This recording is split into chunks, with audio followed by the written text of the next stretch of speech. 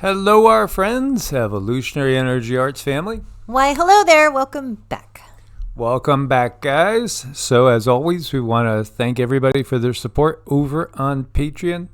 Again, you can watch all the videos over on Patreon. If you are a Patreon for as little as $1 a month, you'll get unique videos, usually several times a week, that don't go up anywhere else. But we are also on Rumble, Brighteon, and Bitchute, as well as our 3 YouTube channels. And I wanted to just start with a little bit of update here, and then we're going to slide into some interesting channeling that Cindy was getting as we were talking about these. We're talking about quakes, and we're talking about earth changes and the big quakes coming. Here you see you have a 6.5, the Bonin Islands in Japan. The thing here is that this is 503 kilometers deep, so that is really, really deep. What happens with deep earthquakes? Well, typically they don't give you that much damage on the surface, but they transfer energy. And so which way are they transferring energy? Well, it's interesting because right now it looks like the energy is transferring in a more westernly way. I would expect with this quake here, which is probably the result ultimately of what we had in Taiwan, remember, this here can, according to the logic that Dutch sense uses, result in an earthquake, since it's so deep, about a full magnitude larger along the flow of energy, which usually would mean, watch out still in Japan, watch out in Kamchatka, which is this peninsula in Russia, watch out in Alaska, and then on down through Cascadia and into the San Andreas region. But what we do see is over here, we see a 6.1. This is in Banjar, Indonesia. Now this is 68 kilometers deep. And then we got this one. So we got 3 that are over 6 right now. This they're listing at 10 kilometers deep, 6.0 on the mid-Indian ridge. There's so much that's hidden from humanity. You couldn't cover all the things in an entire lifetime. It would take many lifetimes to cover all the things that really have been hidden from humanity. By the system, really, truly. Kali Yuga, really, it's dark age in the sense that knowledge has been hidden. We are not an enlightened people on this planet. Inside the planet, that might be a different story.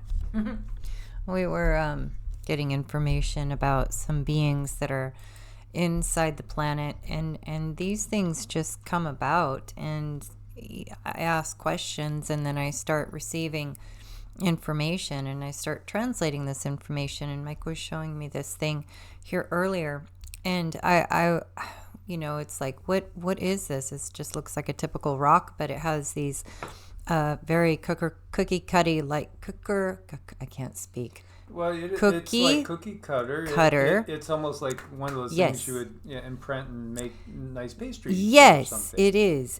But when you look at it and you ask, what is this used for? I see the inside of it turns to a different type of material. It turns into a different type of ether that only can be created through the methods that they're using here. So this is technology far, far beyond what we could do, far beyond probably most imaginations. I mean, most people would think it's absurd, because normally you would walk up to that rock and you would just, walk right into it, and you wouldn't be able to, your body would bounce right off of it. But no, I mean, they have methods where they change the stone into a different energy, and they can go through it and use it for portals. So it's very fun.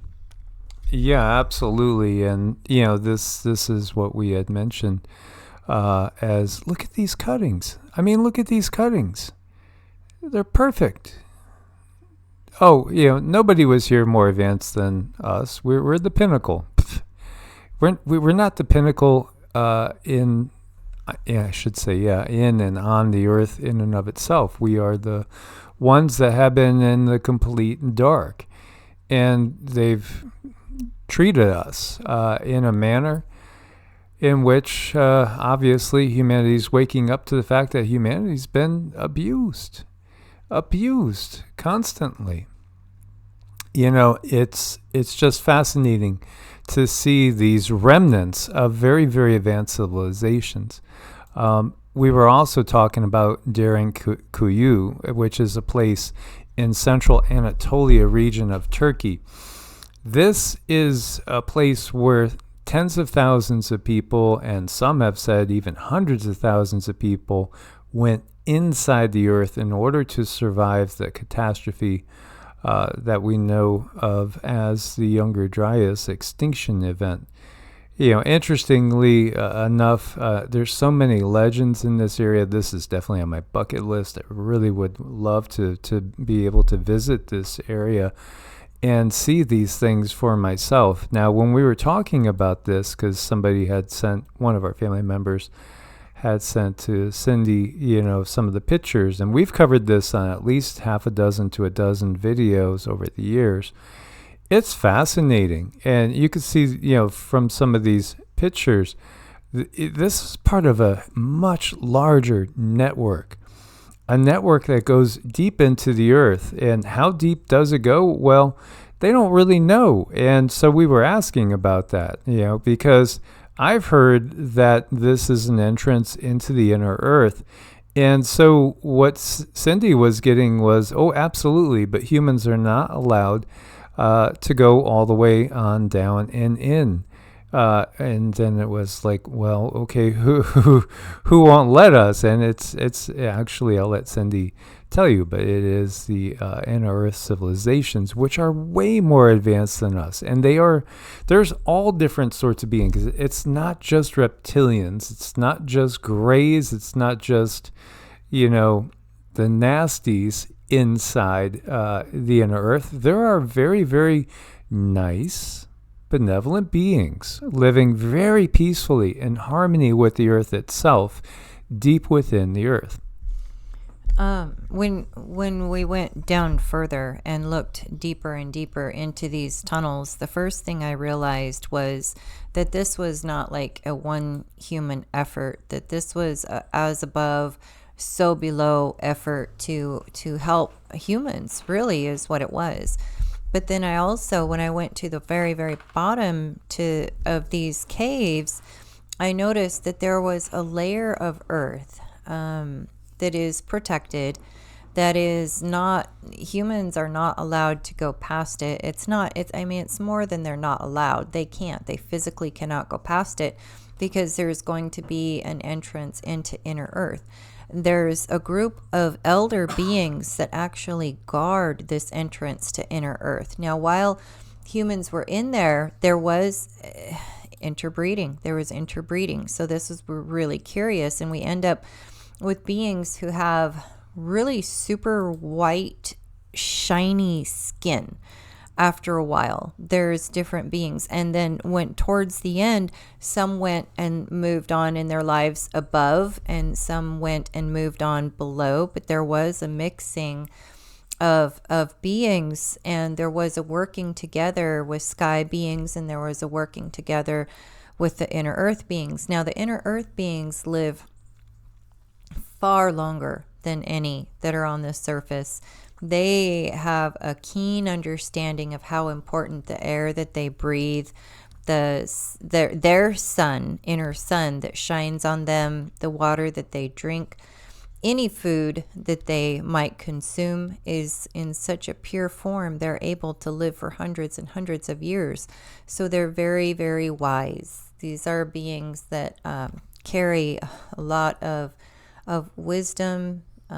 They carry a lot of truth. They're very good, special beings, and they just don't let any energies in that are going to do anything otherwise. People just simply are not able to cross over. It's almost like when you die, you leave this body and you can go to another realm but you can't so easily go to the other realms while you're in this body, because it's just not necessarily feasible until you're out of the body.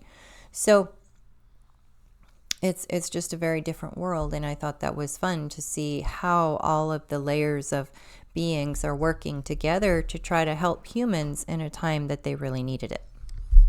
Many people are familiar with the strange hollow earth theory and case of Admiral Richard Byrd. Yeah, it's fascinating. Medal of Honor recipient Admiral Richard E. Byrd allegedly wrote his encounter with a lost civilization in Antarctica. According to hollow earth theorists, Byrd met an ancient race underground in the South Pole.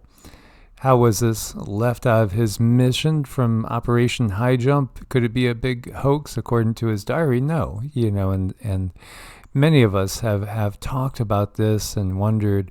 But there's more than that. It does go into inner earth in the Hindu scriptures. It does talk about there being very advanced beings inside the earth, very, very advanced civilizations. Of course, we have Shambhala, and we have Agartha, and we have Shangri-La. It's something that is actually understood by all the indigenous people of the planet. The only people that don't know about this are the people that have been kept in the dark.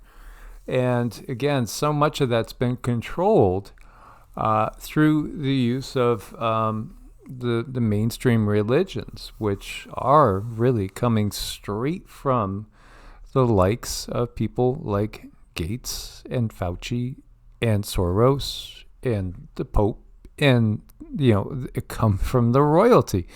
Again, who even started to give us a Bible in the first place? Well, it was a Roman emperor that decided, you know what? There's all these Christians everywhere, and you can't beat them because they're just popping up all over the place. Let's make one uniform version of it, and then we'll burn all the books that don't go along with our theory that we're going to give out. And that's exactly what they did. And of course, in the Protestant Revolution, so to speak, they did branch off into the different denominations, but they were still using all the same basic texts. The other ones that talked differently, in a more Gnostic light or maybe in a little more esoteric light, were basically destroyed. And this is, again, part of covering up the reality that we're not alone. And yes, there's advanced civilizations living on 3D planets, and then also there's beings that are in what we would call interdimensional. We are ourselves multidimensional beings as well. And there's inner earth beings. And so many of them are really pulling for us. But, on the surface here, we've been under the control of very, very, very dark, demonic forces that are just using humanity and abusing humanity. When you look all around the world, there's legends of inner earth beings, and there's a big variety of beings inside the earth, just as there's many different humans on the surface. I mean, you can find pygmies that are barely 4 feet tall, and then you can find giants that are over 7 feet tall. And in fact, in other ages, the spread was much larger than what we have now. So what Cindy sees, and many people have conceptualized this, a lot of entry points inside. Some people look at it as lying inside the earth. It's interesting that, again, so many depictions in the ancient mythologies talk about Sheol or Hades, etc. These other realms that are literally inside the earth, And, this is an interesting little painting showing kind of a mirror. And I thought, well, this is sort of what Cindy was describing at one point in time. I see worlds in there that have, you could walk along the surface just like you can walk along the surface of the earth. And they have mountains, they have a sky, they have a central sun. The living, though, the amount of living things as far as plant matter is concerned. I mean, mushrooms are a really big deal. Mushrooms are allowing us, and they do allow for the inner earth beings to live the way that they do, because they're all powerful and all healing. So I would say if there is a religion in inner earth, it's going to be a type of paying homage to mushrooms that give their information. Now, mushrooms are not just from inner earth. Mushrooms have come from outer space as well to help us here on earth, on her surface. And there's so much more about mushrooms that we just do not know, that is locked away right now. But they heal the body, they heal the mind, they're regenerative, they can turn the clock back. All of this information is known in inner earth, and a lot of it is known if you're not on earth, but not nearly anything is known when you're on the surface of earth. I'll have mushrooms with my burger, and it doesn't go much further than that, but it is so much more. Yeah, and she brings up mushrooms in the book, Etidorfa, which is Aphrodite spelled backwards. It's very much like a Dickens Christmas Carol inner earth style, as the person is visited by an entity that ends up bringing them on a mission to inner earth and discovering huge fungi, like fungi that are 10 feet tall, 12 feet tall, that you could eat, and that have amazing healing properties. So it's interesting that Cindy was saying that, because I was going to jump over it here. The other thing, too, when she was picking up on some of the individuals, this, in the book, he's described as being kind of faceless, featureless, faceless, but very pale, very white, very, very kind of almost glow-in-the-dark type of skin, sort of a luminescence to it. He's thin, he's a little bit smaller than us on the surface, but very much like what Cindy was describing. And it all starts with, a visitation, kind of like with the ghosts of Christmas past and future. Now, it's supposed to be based on a true story, but then again, a lot of people have this knowledge. A lot of people get knowledge from being in the secret societies, and then, they have this, this feeling that it's horrible that people don't understand that our world is nothing like we're told. And there's so much more to life and to the earth than what we're told. And so, perhaps they give us these stories or movies to kind of spark the imagination. Flowers and structures, beautiful insects, gorgeous.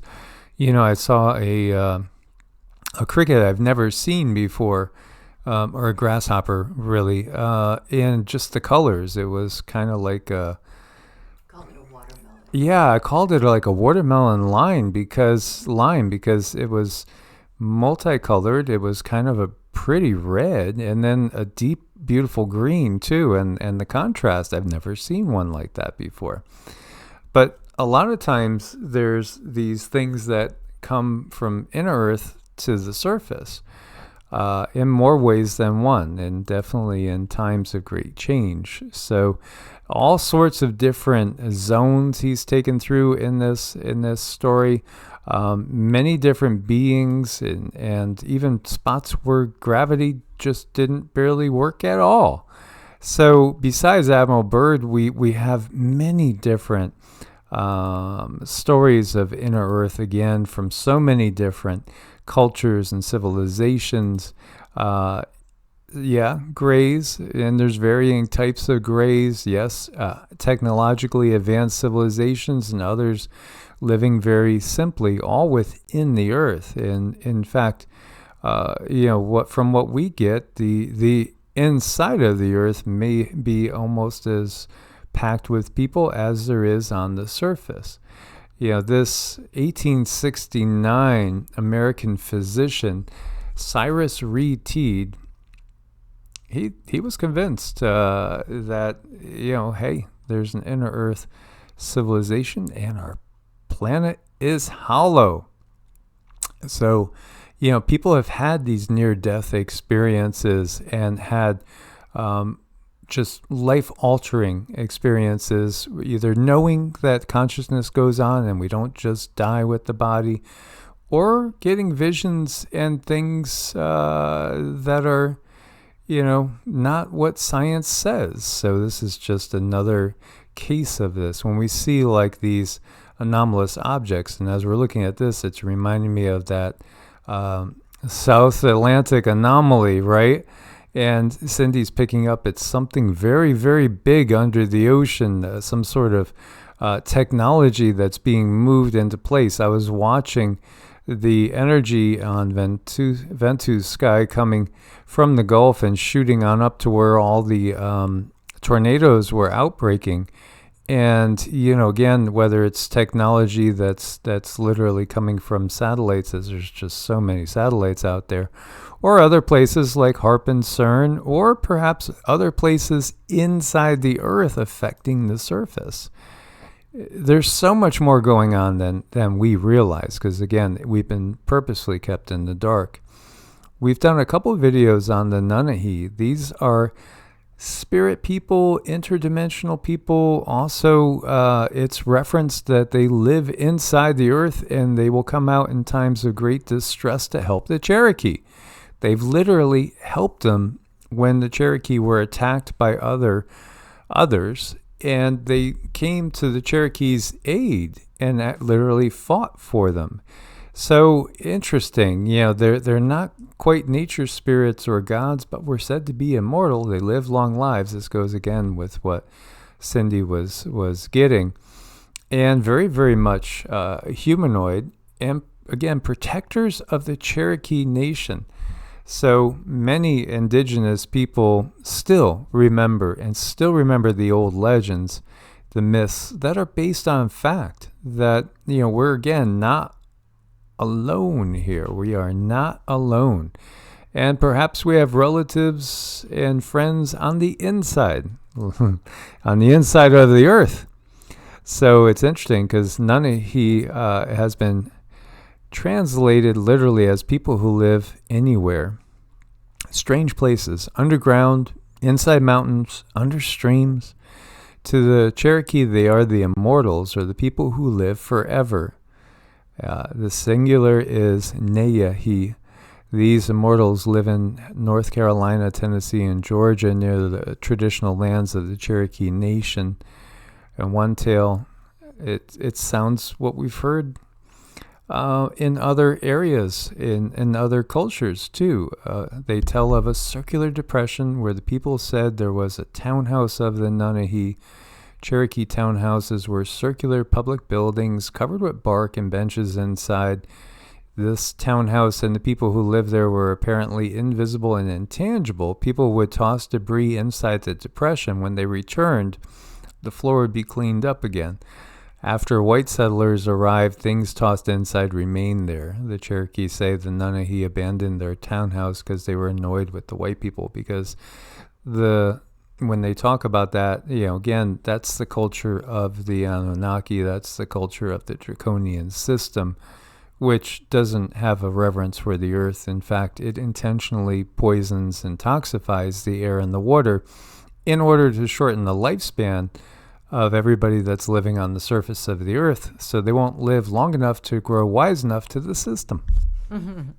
That seems to be the story over and over again. We're not allowed to grow long enough and have enough experiences to really make wise decisions. And I think intelligence and wisdom are definitely two different things. People can read a book and then spit that information right back out, maybe teach it to other people, and that's intelligence. But wisdom comes with life. It comes with life experiences. It comes with the understanding and the knowings about the networkings around you, about how other people, animals, how your world is functioning around you. And it's that ability to look at it and understand how things are going to come about depending on what you do, or, depending on what someone else does. It gives you that wisdom that is really only given to you through life experience.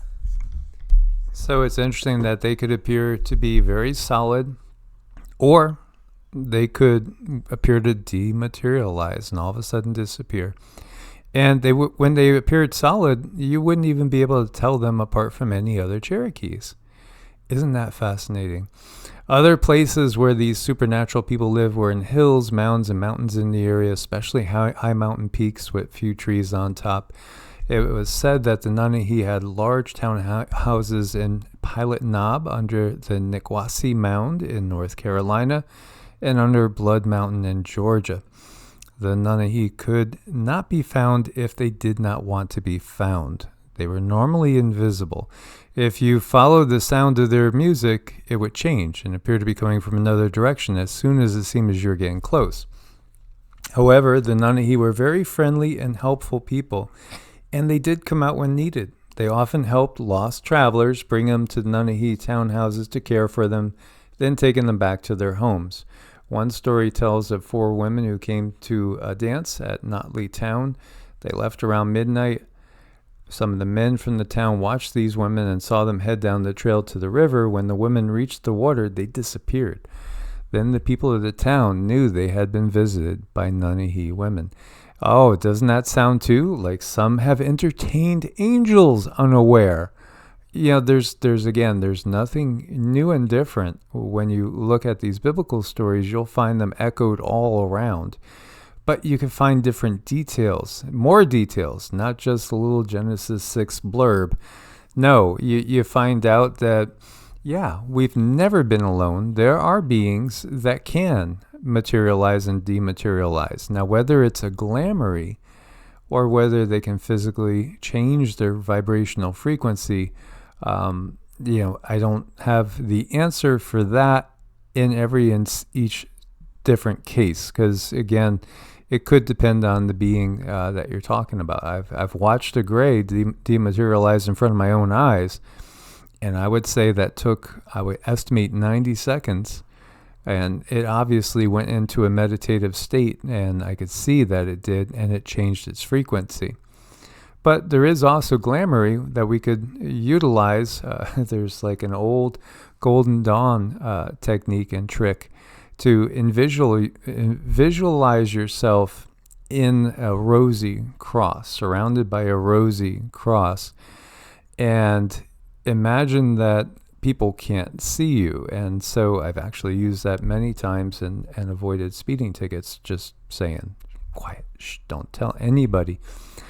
But here you see the Nanahi were protectors of the Cherokee. There are also stories of when the Nanahi would help Cherokee when they were attacked. And Nikwasi Mound was said to be the site of one such battle. An unknown tribe had invaded from the southeast. None could stand against them. When the warriors came to Nikwasi at the head of the Little Tennessee River, the people there forced to retreat. The people of the settlement thought they were lost when a stranger appeared among them, saying he would defeat the invaders for them. Then many warriors started coming from the side of the mound to attack the invaders. The people knew that this meant they were being aided by the Nanahi. Now, you will find also some of these myths like this over in Europe, too. So, obviously, the round mounds, the little people, yes, and there's a lot of legends, the little people over in Appalachia as well. I've encountered so many people that have had personal stories of those. I've heard them.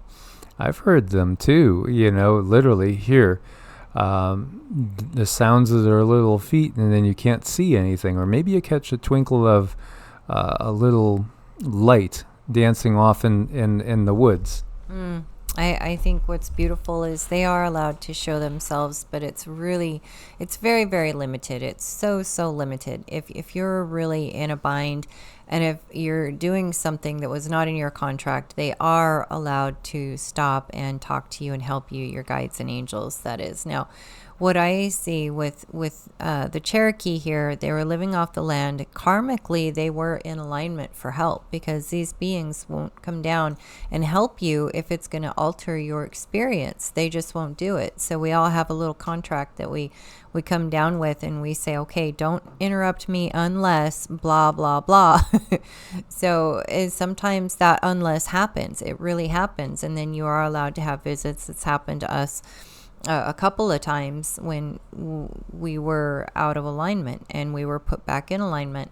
So that's what I see going on here, is these beings are well aware that they can come in and help and make contact as needed when needed, because the Cherokee, they're in alignment. They're working with the earth. And you will find that as you develop a deeper reverence for the earth and show that and show respect towards all living creatures, that you'll have more experiences. You really will, as you clean yourself up and no longer take in things that are going to lower your frequency. This will just lend itself to you having more of these experiences. So, realize that so much of what we are given, food, drink, water, the air we breathe, and certainly those things that you go visit the DR and he writes something down on a piece of paper and says, take it to, Rite Aid or wherever, Walmart, and get that filled. Everything there is about lowering your frequency, lowering your innate ability to communicate and perceive that which is of a different density or dimension, and keep you in the lower dimension. This is what they have done.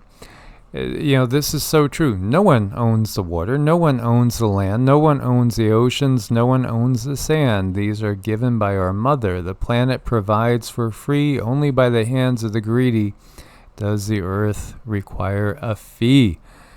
Wonderful. Well said. Love that. And it's so true. And this is why, the system is toxic on purpose. It's purposely toxic. Could they find a cleaner way? Yes, but that's not what they're about. They don't want us living, hundreds and hundreds of years. They don't want us being sharp. They don't want us having great mental abilities and perceptive abilities. They want the opposite, because they're all about control. And it is absolutely ridiculous. Carbon tax, stick it up there. You get it. We just need to get to a place where we're not needing that system. Everybody has a path, and we can all find a way to step out and not support that system. Absolutely. So, again, thank you guys so much for your support. We couldn't do it without you guys. Much love, source bless, and namaste. Namaste.